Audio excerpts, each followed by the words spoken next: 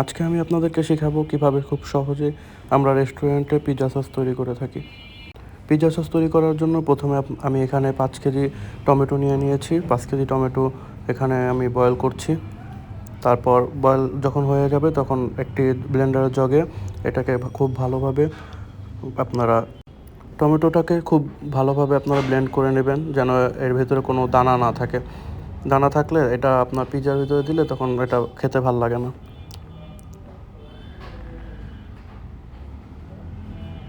এরপর কড়াইয়ে আমি তেল ঢেলে নিচ্ছি।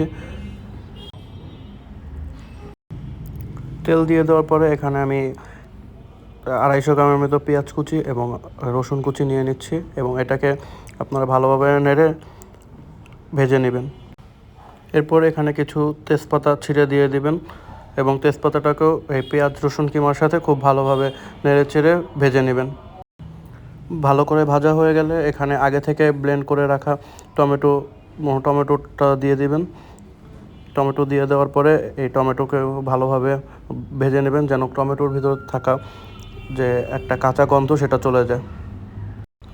ভালো করে বেশ কিছুক্ষণ নেড়ে নেওয়ার পর এখানে আপনারা চিনি দিয়ে দিবেন। 1/2 কেজির মতো আমি এখানে চিনি দিয়েছি, আপনারাও এখানে চিনি দিয়ে নেবেন।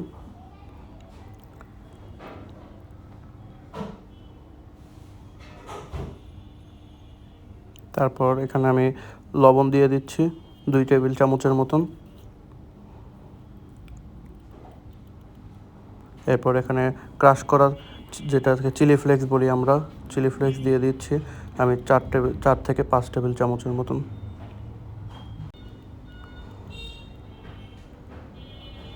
এরপর এখানে আমি 4 টেবিল চামচের মতন অরিগানো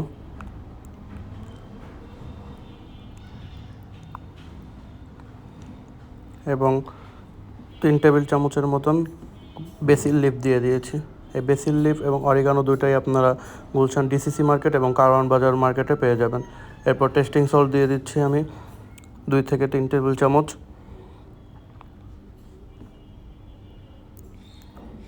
এখানে আমি ক্রাশ ব্ল্যাক পেপার দিচ্ছি 2 টেবিল চামচের মতন। তারপর আমি কাশ্মীরি রেড চিলি পাউডারটা দিয়ে দিচ্ছি আপনার 3 টেবিল চামচের মতন। এবং এখানে পরে আমি আপনার 1 কাপের মতন চিলি সস অ্যাড করেছি। চিলি সস অ্যাড করার পরে ভালো মতো আপনারা এটাকে মিশিয়ে নেবেন এবং এরকম ঘনত্ব চলে আসলে আপনারা এটাকে নামিয়ে ফেলবেন এবং খুব সুস্বাদু পিৎজা বানাবেন।